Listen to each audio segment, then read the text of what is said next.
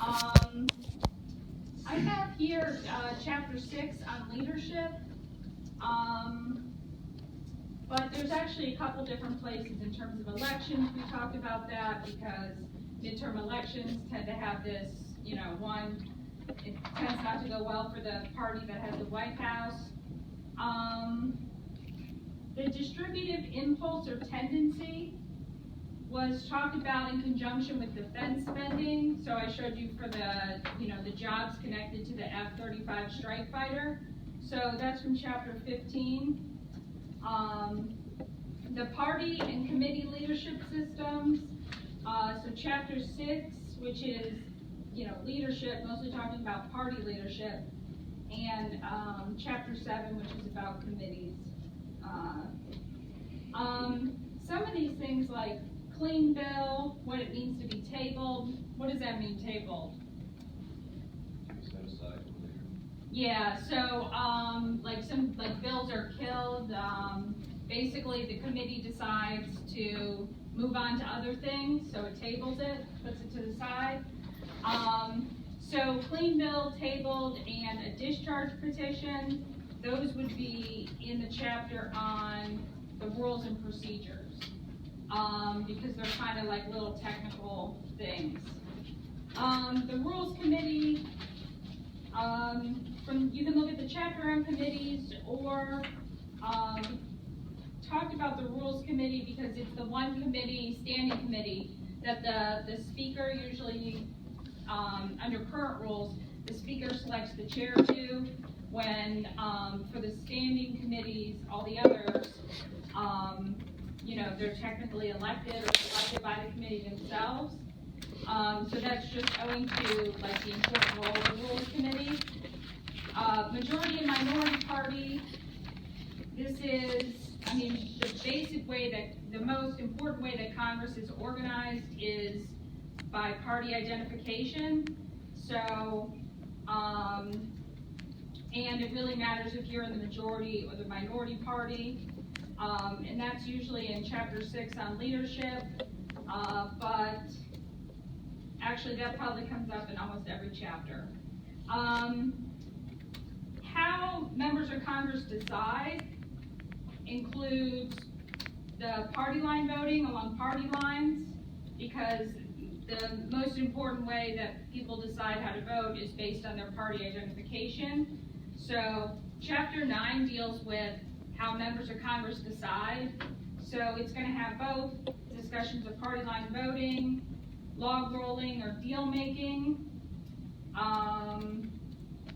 and also for down there, unanimous consent, that's usually by a voice vote. That's also how members, but basically that's also related to the party leadership and whatnot. Okay. Interest group scorecards are in, I noticed they put them in the PowerPoint on chapter 9. Basically how people decide, or how members of Congress decide, because a lot of times when an interest group says they're going to score a vote, means they're going to keep track of it and it's going to go towards your scorecard that they're going to issue. And so it's not constituency so much as but it is connected to elections, but it's not the same pressure as constituents calling your office. It might indirectly work that way, but the scorecards are something that the interest group puts out. Presidential veto. So the president's most important legislative power is the veto, and often just the threat of a veto will affect the legislation that comes out.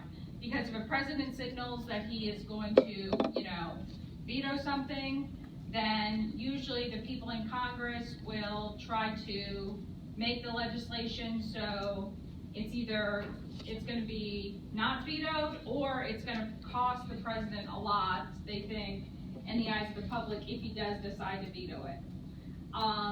So the presidential veto is the president's most important legislative power, and it's really, well, aside from in Article 2, where it talks about the responsibilities of the president, it says, from time to time, he's gonna give a report to Congress, and he can mention, and he can recommend provisions that are, this is basically the State of the Union that we recognize.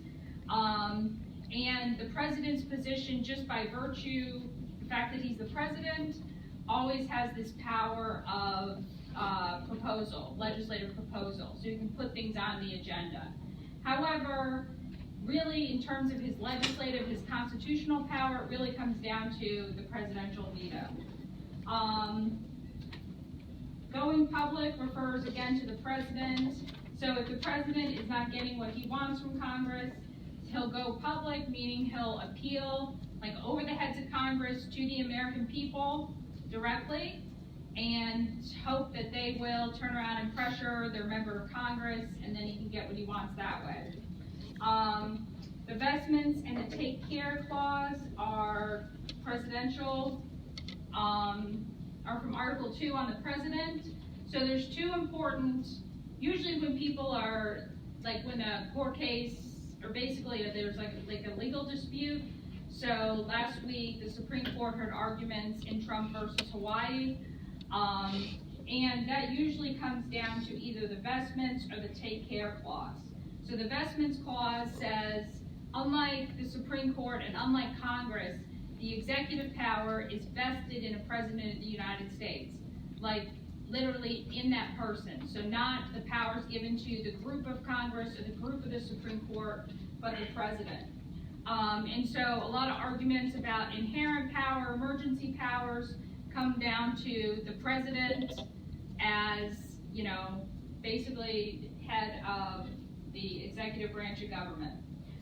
The take care clause is something when people are criticizing the president. So President Obama's announcement about the Dreamers or the DACA program, people who did not like that said that he was acting lawlessly, and what that refers to is really this take care clause, which is also in Article 2, and it says, and the president shall take care that the laws be faithfully executed. And what that means is faithfully executed according to the Congress who passed the law, who has the authority to make the law. So when Obama announced the DACA program, people are saying he's not faithfully executing the laws, and this is why it's lawless.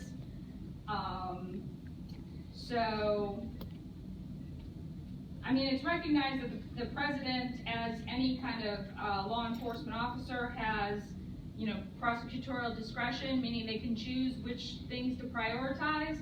But when people said that President Obama was acting lawlessly, they were mostly talking about, that doesn't mean that you can create new law, just because you're the president. Okay, reconsideration. So Chapter 8 on rules, or Chapter 9 on how they decide. What does reconsideration mean? It's the technical word for, like, you guys reconsidered almost every bill that you passed. Amending? No, it's for when you override a veto. Right, so it's reconsideration. So you send it to the president vetoes it. When it gets sent back, on top of it, it says, the Congress, having received this message, is going to reconsider, and then this is overriding the presidential veto. And if you're going to reconsider a bill, you cannot amend it at all. So the way that you sent it to the president and it was vetoed, you have to do a roll call vote. You can't do just a voice or unanimous consent. Has to be a roll call vote, and you can't change it at all. There's no amendment. So it's either up or down vote. If you wanted to change it, it would have to start over as a bill, right? So unanimous consent. Most of the things that happen in Congress are by unanimous consent because, it's like, do I get a second for this? Like very small things. And often things that are, given unanimous consent are really because The minority party knows it doesn't have the votes to oppose it, and so, yeah, you could drag it out, you could drag out the process that way, but, you know, they just don't. They just know they have the votes, and that's the way it's gonna turn out, so, yes, we'll do unanimous consent. Roll call votes, any member can ask, you can, if there's gonna be a vote and maybe, you know, the party leadership wants it to be unanimous consent, any member can say, I want it, they can move to make it a roll call vote, and what that does is instead of, you know, yay or nay, it's gonna put everyone on the record, and Congress, because they don't like to be, or they would rather not be blamed for things, will often not want to do a roll call vote. Only things that they're required to do a roll call vote on will they do that. And then finally, omnibus bills. So this mostly the chapter 14 on budgets. So what's an omnibus bill? It's the budget for the year. Is a budget for the year? Yeah, federal government. Yeah, that in the last few years, that's what it's basically been. But an omnibus bill is a combination bill where they throw everything in there, like the authorization for the use of military force. But the move towards omnibus bills, instead of passing a regular budget, is one of the things that people think is not that great about Congress, because they could do, you know, the regular budgeting process, but instead they do these omnibus bills. And so the budget doesn't, you know, start in the Ways and Means Committee where it's supposed to. Often it's the party leadership that is agreeing to these omnibus bills, and they're released, they're thousands of pages long, and usually people don't, there's all kinds of things in there, people don't know what's in there.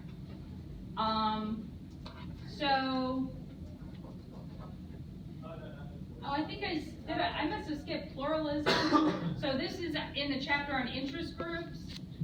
Pluralism is the theory, you know, associated with kind of the arguments of the founders that all groups in society are free to organize and press their, you know, their preferred policies or their interests upon government.